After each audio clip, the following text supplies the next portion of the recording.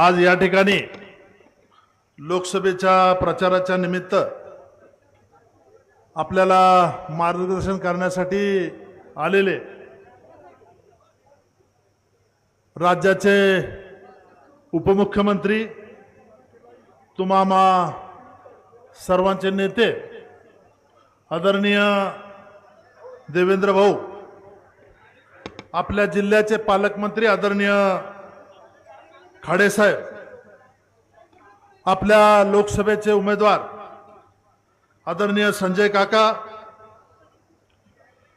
सांगलीचे आमदार आदरणीय गाडगीळ साहेब, आमदार गोपीचंदजी पडळकर, संग्रामसिंह देशमुख, जिल्ह्याचे भाजपचे अध्यक्ष आदरणीय निशिकांत दादा, अमर बापू, माजी आमदार दिनकर तात्या, मकरंद भाऊ, नीताताई केळकर, या नगरीचे नगराध्यक्ष आदरणीय धनंजय भैया देशमुख, पलूस तालुक्याचे अध्यक्ष मिलिंद भैया पाटील, कडेगाव तालुक्याचे अध्यक्ष अशोक साळुंके, उपस्थित सर्व व्यासपीठ बंधू आणि भगिनींनो, भाऊ इथला थोडा इतिहास भूगोल आपल्याला सांगणं गरजेचं आहे. जसा कुळस्वामी असतो तसा आमचा कुळस्वामी म्हणून देवेंद्र भाऊ आमच्या पाठीमागे आजपर्यंत उभा राहिले. या पाणी योजनांची आणि मतदारसंघाची सुरुवात 95 ला कशी झाली हे मला थोडक्यात सांगावं लागेल. आत्ताची जी सगळी मंडळी आहे ती फार लहान होती. टेंबू योजनेचा पहिला प्रस्ताव 90 साली भाऊ मांडला आणि या ठिकाणी आमच्या जिल्ह्यामध्ये एक संपतराव माने म्हणून माजी आमदार होते आणि जिल्हा परिषदेचे अध्यक्ष होते. वसंतदादांचे राईट हँड होते. ते यशवंत कारखान्याचे चेअरमन होते आणि त्या कारखान्यामध्ये संपतराव देशमुख, अनिल बाबर हे संचालक म्हणून त्या ठिकाणी होते. हे संपतराव मानेंचे हे सगळे कार्यकर्ते. आणि त्यावेळेला अनिल भाऊनी हा प्रस्ताव 90 साली मांडला. बाळासाहेब शरद पवार मुख्यमंत्री होते आणि या प्रस्तावाला 90 ते 95 चालना मिळाली नाही. आणि पाणी प्रश्न एवढा तीव्र झाला की जत, खानापूर, आटपाडी, कडेगाव, कवटेमंका, मिरज पूर्व भाग, म्हैसाळ हे सगळ्या ठिकाणी आंदोलन उभा राहिले. या दिवसामध्ये प्यायला पाणी मिळायचं नाही. हजारो टँकर या जिल्ह्यामध्ये चालू असायचे. आणि त्यावेळेला विधानसभेची 95 ला निवडणूक लागली आणि त्यावेळेला या ठिकाणी या सगळ्या मंडळींनी बंड उभा केलं आणि त्या बंडामध्ये संपतराव देशमुख आमदार झाले भिलवडी वांगीतून, म्हणजे हा पलूस कडेगाव मतदारसंघात. खानापूर आटपाडीतून राजेंद्र अण्णा त्यावेळेला आमदार झाले. विलासराव जगतापांच्या सहकार्यानं मधुकर कांबळे म्हणून जत मधून आमदार झाले राखीव. अजितराव घोरपडे कवटेमंकाळ मधून आमदार झाले आणि शिवाजीराव नाईक शिराळ्यातून आमदार झाले. हे 5 आमदार झाले. आणि साहेब या सगळ्यांच्या बरोबर मी नेहमी असायचो. गाडी चालवायचं काम मी त्या ठिकाणी त्यावेळेला करायचो. संपतराव अण्णा नेहमी मला बरोबर घेऊन फिरायचे. राजकीय व्याप सगळा बऱ्यापैकी मी बघत होतो. त्यावेळेला मुंबईला बोलवलं आणि साहेब पहिली बैठक शरद पवारांच्या घरी झाली आणि शरद पवार म्हटले तुम्ही सगळ्यांनी आम्हाला पाठिंबा दिला पाहिजे. परंतु पाठिंब्याचं गणित बसत नव्हतं. मग शरद पवार म्हटले मी काय सरकार आता या ठिकाणी करू शकत नाही. त्याच्यानंतर गोपीनाथ मुंडेने या सगळ्या मंडळींना संपर्क साधला. रामराजे त्या ठिकाणी होते, भाऊसाहेब गुदगे होते, मदनराव पिसाळ होते, सातारा जिल्ह्यातले आमदार. आणि बघत बघत 40 आमदारांची फौज या ठिकाणी उभा राहिली. आणि एक दिवस संध्याकाळी गोपीनाथ मुंडेंनी बाळासाहेब ठाकरेंच्या घरी संपतराव अण्णा, शिवाजीराव नाईक ही सगळी 5-6 मंडळी जिल्ह्यातली बोलवली आणि बाळासाहेब ठाकरेंच्या समोर बैठक झाली की तुम्ही सगळ्यांनी सरकार स्थापन करायला आम्हाला मदत करा अपक्षाने, आणि तुमचं पाणी योजनेचं काम आम्ही करून देतो. ठरलं. सरकार स्थापन झालं. सरकार स्थापन झाल्यानंतर मनोहर जोशी मुख्यमंत्री झाले आणि संपतराव देशमुखांना त्यांनी सांगितलं की तुम्ही मंत्रिमंडळात या. त्यांनी सांगितलं या जिल्ह्यातल्या जनतेनं फार संघर्षातनं आम्हाला निवडून दिलेला आहे. मोठ्या प्रस्थापितांच्या विरोधात जिंकून आम्ही या ठिकाणी आलेलो आहे. फक्त पाणी प्रश्नावर आम्ही या ठिकाणी निवडून आलेलो आहे. आम्हाला पाण्याच्या योजना पूर्ण करून द्या. आम्ही मंत्रिमंडळात येणार नाही. त्यावेळेला मंत्रिमंडळात जायचं त्यांनी नाकारलं. साहेब, त्यावेळेला पाटबंधारे खात्याचे सेक्रेटरी RG कुलकर्णी म्हणून होते. मी अण्णा संपतराव देशमुखांच्या बरोबर होतो. फाईल घेऊन मी बरोबरच असायचो. त्यावेळेला अजितराव घोरपडे, संपतराव देशमुख, शिवाजीराव नाईक ही सगळी मंडळी RG कुलकर्णींच्याकडे गेली आणि RG कुलकर्णींचे आणि संपतराव देशमुखांचे जुने संबंध होते. संपतराव म्हटले या ठिकाणी टेंबो योजनेला मंजुरी मिळू शकत नाही म्हटले. मागच्या सरकारमध्ये बराच प्रयत्न झालाय. याचं 95 सालीचं टेंबो योजनेचं एस्टिमेट 1400 कोटी रुपयाचं, आणि हे सरकार कदापि मान्य करणार नाही. ही नवीन मंडळी आहे. मग म्हणले ह्याला काय पर्याय काय? तर म्हणले पर्याय एकच आहे. 83 साली महिषा आणि ताकारी योजनेला वसंतदादा असताना मंजुरी मिळाली, पण यशवंतराव चव्हाणांनी आणि वसंतदादांनी 83 साली ताकारी महिषाचं भूमिपूजन देवराष्ट्राला केलं यशवंतराव चव्हाणांच्या गावामध्ये. पण त्यावेळेला या योजनेना ऍडमिनिस्ट्रेटिव्ह अप्रुव्हल मिळालं नव्हतं, आणि भूमिपूजन झाल्यानंतर ऍडमिनिस्ट्रेटिव्ह अप्रुव्हल मिळालं. कारण ते ऍडमिनिस्ट्रेटिव्ह अप्रुव्हल द्यावं लागलं, कारण त्याचं भूमिपूजन झालं. अशा पद्धतीनं तुम्ही जर भूमिपूजन घेतलं तर ह्या टेंबो योजनेला मान्यता मिळेल, अन्यथा मिळणार नाही. त्यावेळेला ही सगळी उठली, मनोहर जोशींच्याकडे गेली आणि म्हणले ह्याच गावामध्ये साहेब की टेंबो योजनेच्या भूमिपूजनाचा कार्यक्रम घ्यायचा आहे. तुम्ही तर आम्हाला आश्वासन दिलंय. ठीक आहे, करूया म्हटले. आणि मनोहर जोशींनी त्यावेळेला शब्द दिला आणि त्यावेळेला भूमिपूजनाची तारीख ठरली. पण त्यावेळेला ऍडमिनिस्ट्रेटिव्ह अप्रुव्हल मंजुरी टेंबो योजनेला नव्हती. त्याच्यानंतर मनोहर जोशींनी 4 दिवसात सांगितलं ह्याला अजून मंजुरी दिली नाही आणि आपण नारळ कसा फोडायचा. म्हणले साहेब, आम्ही 50-60 हजार लोक या ठिकाणी गोळा करतोय दुष्काळी भागातली, आणि तुम्ही जर आता कार्यक्रम कॅन्सल केला तर मतदारसंघात लोक आम्हाला जाऊ देणार नाहीत. तुम्ही नारळ फोडा आणि परत मंजुरी द्या.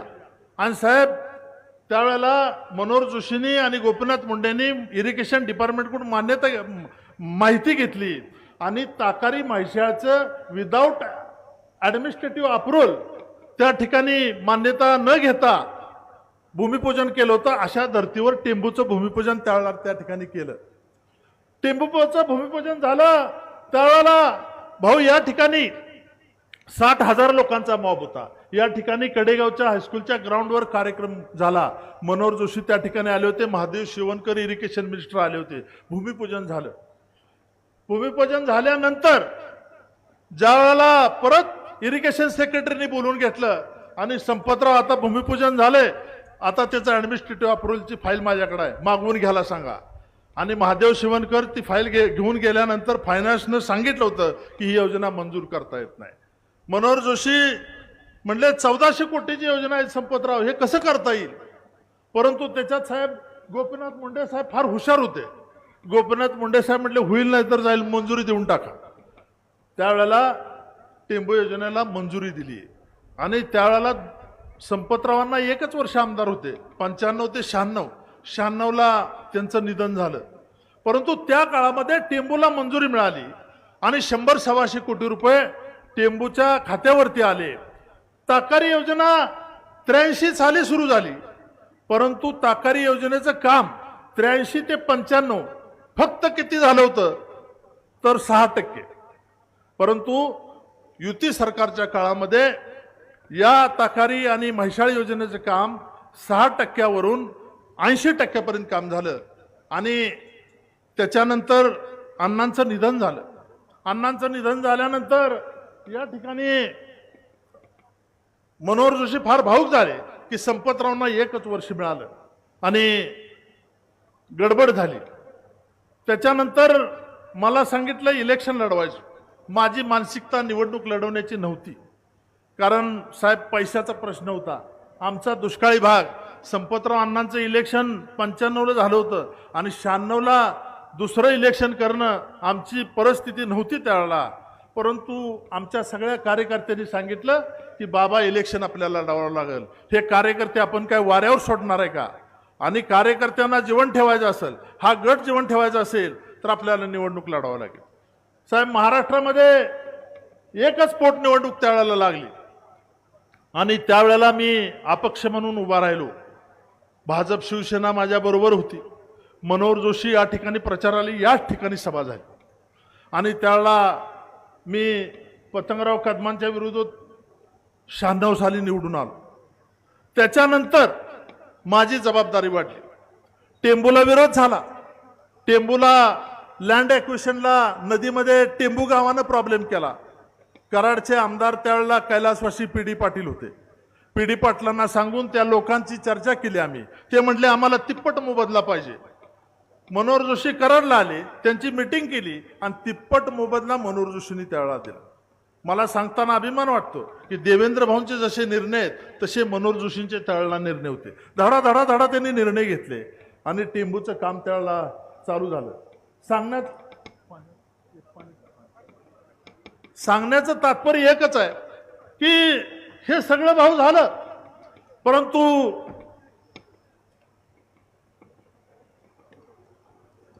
माझं दुर्दैव असं, ह्या योजनांना गती मिळाली, ताकारीला गती मिळाली, पण निवडणुका 7-8 महिने आधी लागल्या. म्हणजे संपतराव देशमुखांची 95ची निवडणूक, ते वारल्यानंतर 96ची पोटनिवडणूक आणि त्याच्यानंतर 7-8 महिने आधी विधानसभेची निवडणूक लागली. त्याला परत मला उभं राहायला माझ्याकडे पेट्रोलला पैसे नव्हते, डिझेलला माझी वाहनं बंद पडली आणि माझा त्या ठिकाणी पराभव झाला. पैशासाठी झाला.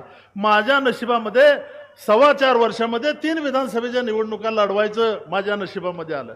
मला काय दुःख त्याचं झालं नाही, परंतु एका गोष्टीचं दुःख झालं साहेब, की मनोहर जोशींनी मी निवडून आल्यानंतर चर्चा झाली आमची आणि ठरलं की संपतराव देशमुखांचं टेंबू योजनेला नाव द्यायचं. जी.आर. झाले, निवडणुका झाल्या, आम्ही सत्तेत आलो नाही आणि नवीन सरकार आलं आणि नवीन सरकारनं तो जी.आर. संपतराव देशमुख टेंबू योजनेचा झालेला जी.आर. कॅन्सल केला. हे फार मोठं आमच्या आयुष्यातलं अपयश म्हणावं लागेल, कारण ज्याच्या हाती सत्ता त्याच्याकडे सगळ्या गोष्टी असतात. त्यामुळं ते काम आमचं अपूर्ण राहिलं. साहेब माझी विनंती आहे, ती फाईल एकदा मागची काढून घ्या आणि त्याच्यात तुम्ही बघा की संपतराव देशमुखांचं नाव त्या योजनेला दिलंय का नाही. नवीन सरकारनं त्यावेळेला ते कॅन्सल केलं. ठीक आहे, झाल्या गोष्टी, आम्हाला काही त्याच्याबद्दल हरकत घ्यायची नाही, परंतु पाण्याचं काम झालं आणि 2003-04ला टेंबूचं पाणी वरती आलं. पण साहेब मी 6% ताकारी योजना माझी आमदारकी संपेपर्यंत 80% नेली आणि ज्यावेळेला इलेक्शन लागली त्यावेळेला योजनेचं काम पूर्ण झालं आणि मी इलेक्शनला हरलो आणि योजना चालू करायची नाही म्हणली. योजना चालू केली नाही. 10,000 माणसं घेऊन मी विट्याला उपोषणाला बसलो. 5 दिवस उपोषण केलं आणि 6व्या दिवशी ताकारी योजना सुरू झाली. ते पाणी पिऊन मी उपोषण सोडलं ताकारी योजना. हा इतिहास या भागातला आहे आणि आम्ही संघर्ष केला. आम्ही राष्ट्रवादीत होतो, राष्ट्रवादीमध्ये बी संघर्ष केला, परंतु कोरघोडीच्या राजकारणामध्ये आम्हाला राष्ट्रवादीमध्ये बी त्रास झाला. आमचा एकच प्रॉब्लेम आहे, जाईल तिथं प्रामाणिक राहणं आणि प्रामाणिक राहिल्यामुळं आम्हाला प्रत्येक गोष्टीचा त्रास होत गेला. साहेब भारतीय जनता पार्टीमध्ये आलो, तुम्ही मला अध्यक्षपदाची जबाबदारी दिली. 7 वर्ष भारतीय जनता पार्टीचा अध्यक्ष म्हणून मला संधी दिली.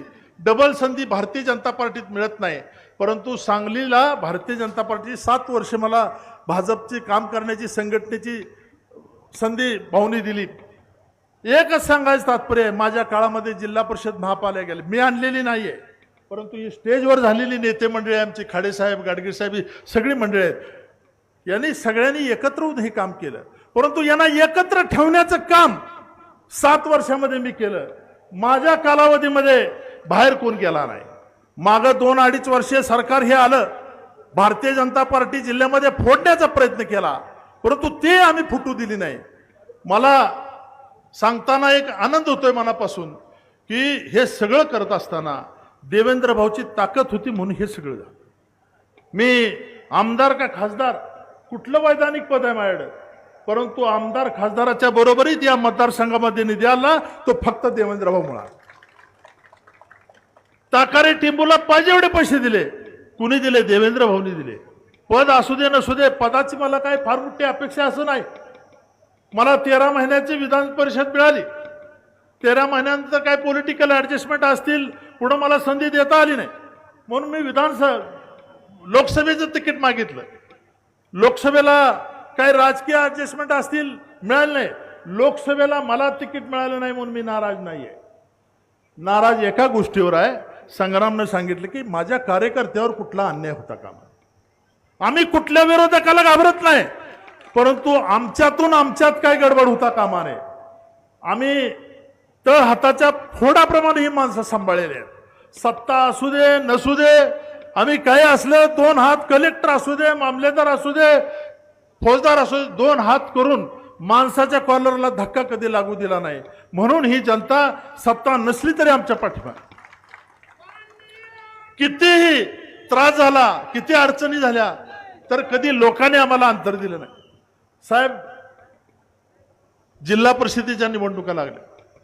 जिल्हा परिषदेच्या निवडणुका लागल्यानंतर मी पक्षाचा अध्यक्ष होतो. 8 पैकी 7 जागा आमच्या ठिकाणी या निवडून आल्या. दोन्ही पंचायत समित्या निवडून आल्या. का आल्या? तर ही समोर बसलेली प्रामाणिक होती, बिन पैशाचं काम करणारी स्वाभिमानाची माणसांची फळी होती, म्हणून हे सगळं शक्य झालं. मला मनापासून आनंद आहे भाऊ. आम्हाला राजकीय पद एखादं मिळू दे नाहीतर नाही मिळू दे, परंतु मला देवेंद्र भाऊंनी कधी अंतर दिलं नाही. मी कागद एखादा घेऊन गेलो आणि बिन शेरा मारता आलो असं कधी झालं नाही. भाऊंना मी म्हटलं भाऊ असं लिहा, तर भाऊ असं लिहितात. ह्याच्यात मला आमदारकी खासदारकी सगळंच मिळालं. आणि हे आपण काय मिळवलं असेल तर हे मिळवले देवेंद्र भाऊचा विश्वास आहे. आणि राजकारणामध्ये पैसे देऊन ह्या गोष्टी मिळत नाहीत, हे विश्वासानंच विश्वास मिळत असतो. आणि भाऊ, आम्ही विश्वासाला कधी तडा देऊ जात, कधी कुणाचा दिला नाही. राष्ट्रवादीत असताना सुद्धा राष्ट्रवादीला कधी आम्ही फसवलं नाही. साहेब, मला शरद पवारांनी सांगितलं, पृथ्वीराज तुला विधानसभेचा अर्ज भरायचा. मला अर्ज भरायला पाठवलं आणि लगेच गडबडी झाल्या आणि विलासराव शिंदेचा अर्ज भरायला ठरला. परत दुसऱ्या वेळेला बोलवलं, रमेश शेडग्यांचा अर्ज भरला. मला अर्ज मी ज्या वेळेला पुढे येईन त्या वेळेला माझा अर्ज डावलण्याचा प्रयत्न त्या ठिकाणी झाला. ह्याचं साहेब मूळ काय? तर मी ऍडजस्टमेंटचं राजकारण करत नाही. ज्या पक्षात असतो तिथं प्रामाणिक असतो. ह्या पक्षात राहून दुसऱ्याचा मुका घेण्याचा कधी प्रयत्न केला नाही, म्हणून ही शिक्षा मला. आणि हेच तुम्हाला मला सांगायचं आहे की भाऊ, आम्हाला सत्ता मिळू दे नाही मिळू दे, आमच्यावर काही फरक पडत नाही, परंतु आम्ही निष्ठेनं आपल्याबरोबर राहणार. 8 वर्षामध्ये जी ताकद दिली, ती देवेंद्र भाऊने जी ताकद दिली ती कुणीही दिली नाही. आमचा कुळस्वामी परमेश्वर म्हणून आम्ही देवेंद्र भाऊकडे बघतो.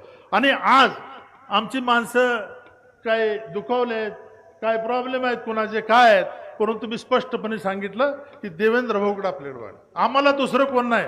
आम्हाला मोदी नाहीत, अमित भाई नाहीत, कुठं योगी नाहीत, आमचं फक्त देवेंद्र भाऊ, दुसरं कोण नाही. जिल्हा परिषदा ज्यावेळेला झाल्या, महापालिका झाल्या भाऊ, त्यावेळेला चंद्रकांत दादा या ठिकाणी होते, खाडेभाऊ आहेत, गाडगीळ साहेब आहेत. काय ताकदीनं निवडणुका झाल्या, कशा पद्धतीने हे सगळे एकत्र होते, काँग्रेस राष्ट्रवादीवाले, तरी आम्ही त्यांना ऐकलो नाही. याचं कारण असं आहे की एक वाक्यता जर भारतीय जनता पार्टीमध्ये असेल तर आम्हाला इथं कुणी अडवू शकत नाही. आणि भारतीय जनता पार्टीमध्ये एक वाक्यता ठेवणं हे इथून पुढच्या काळात अत्यंत महत्त्वाचं आहे. आमचा शत्रूला आम्ही पाडाव करायला आम्ही पूर्ण खंबीर आहे, परंतु आमच्यात एक वाक्यता असणं गरजेचं आहे. आज मनाला वेदना होतात. आमचा दुष्काळी फोरम होता, त्या ठिकाणी अनिल भाऊ, राजेंद्र अण्णा, विलासराव जगताप, अजितराव घोरपडे, सगळी मंडळी आम्ही दुष्काळी फोरमची. अजितराव आणि विलासराव आमच्यातून गेले, आम्ही त्यांना थांबवू शकलो नाही, मनापासून आम्हाला वेदना होत आहेत. त्यांना पण आमची विनंती आहे की ज्या काय झाल्या असतील चुका मागं पुढं सुरूया, परंतु अंतर देऊन आता आपण चालणं बरोबर नाही. देवेंद्र भाऊने आपल्यासाठी काहीतरी केलंय, आपण सगळ्यांनी खंबीरपणानं त्या ठिकाणी उभा राहिलं पाहिजे. अडचणीच्या काळात देवेंद्र भाऊच्या मागं, मोदींच्या मागं उभं राहणं हे आपलं काम आहे. आणि ज्या चुका झाल्या असतील त्या इथनं पुढं भाऊ दुरुस्त व्हाव्यात, एवढीच आमची विनंती आहे. आम्हाला एकच आहे की खासदारांना पण विनंती आहे, आमचं काम करू नका, परंतु विरोधकाकडून आम्हाला त्रास होणे एवढीच आमची काय, आम्हाला दुसरं काय नको. आणि आम्ही मागच्या निवडणुकीमध्ये 66,000 मतं या मतदारसंघामध्ये संजय काकांना पडली, 73,000 मतं विशाल पाटलांना पडली आणि 40,000 मतं गोपीचंद पडळकरांना पडली. म्हणजे आम्ही कामात कुठं पडलो नाही कमी. मग काँग्रेसला पडलेली मतं जर आमचीच आहेत, इकडं बी म्हणत आहे, काँग्रेसवाले सगळ्यांनाच सांगतात ही सगळी मतं आमची आहेत. अरे काय चाललंय काय? गोपीचंदला म्हणायचं आमची मतं आहेत, भाजपला म्हणायचं आमची मतं आहेत, काँग्रेसला म्हणायचं आमची मतं आहेत. मग तुमची एवढी मतं आहेत तर मग पंचायत समिती झडपी गेली का? ह्याचं उत्तर त्या ठिकाणी द्यावं लागेल. परंतु चेंडू सारखं काम आमचं नाही, आम्ही प्रामाणिकपणे काम करणारी मंडळी आहे. आणि मी या ठिकाणी जास्त बोलत नाही, मी एवढंच सांगेन की वेळ फार कमी आहे. भावना जायचं आहे, पंतप्रधानांचा कार्यक्रम आहे. भाऊ मी या निमित्ताने एकच आपल्याला आश्वस्त करतो, काय नाराजी वगैरे आमच्या लोकांच्यात आहे नाही असं नाही, परंतु ती सगळी दुरुस्ती करून आम्ही ताकदीनं आपल्या पक्षाच्या उमेदवाराला निवडून आणू, एवढीच आपल्याला ग्वाही देतो. आणि माझे 4 शब्द संपवतो. जय हिंद, जय महाराज. धन्यवाद बाबा. सदैव भाऊ आणि बाबांच्या पाठीमागे देवेंद्रजी साहेब आपण नेहमी सदैव तत्पर आहात.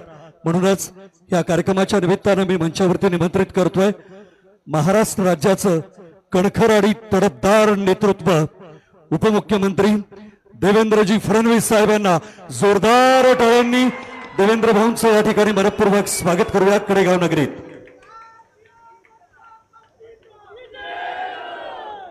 भारत माता की, भारत माता की, छत्रपती शिवाजी महाराज की, धर्मवीर छत्रपती संभाजी महाराज की. मंचावर उपस्थित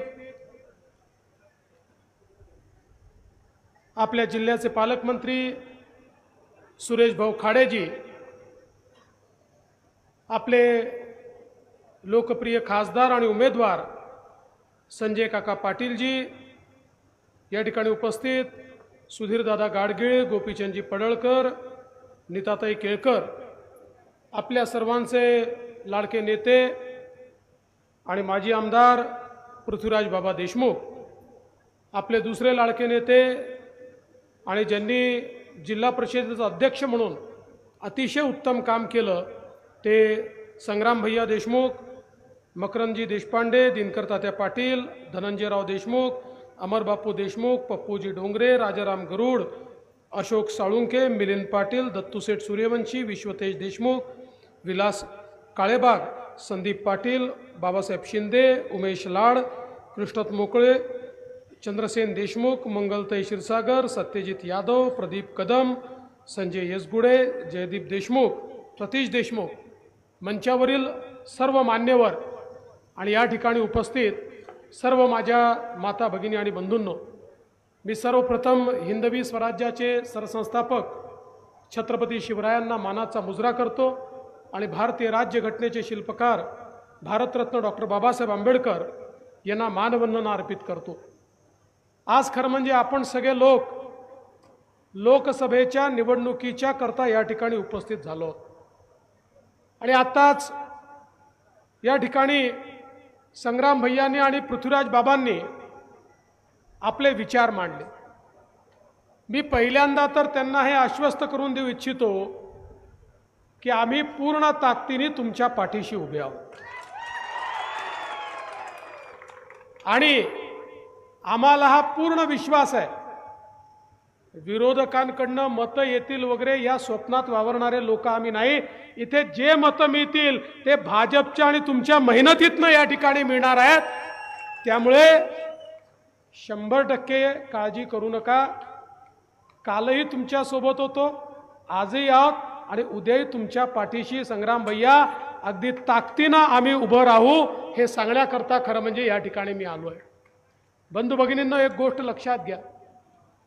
ही जी निवडणूक आहे ही काही ग्रामपंचायतची, नगरपंचायतची, जिल्हा परिषदेची, विधानसभेची निवडणूक नाही. देशाच्या लोकसभेची निवडणूक आहे. देशाचा नेता कोण असेल हे निवडण्याची निवडणूक आहे.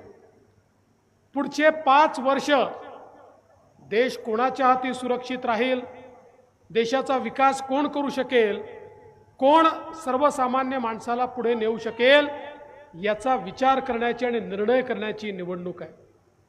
आणि म्हणून या निवडणुकीमध्ये आपल्याला 2 उमेदवार दिसत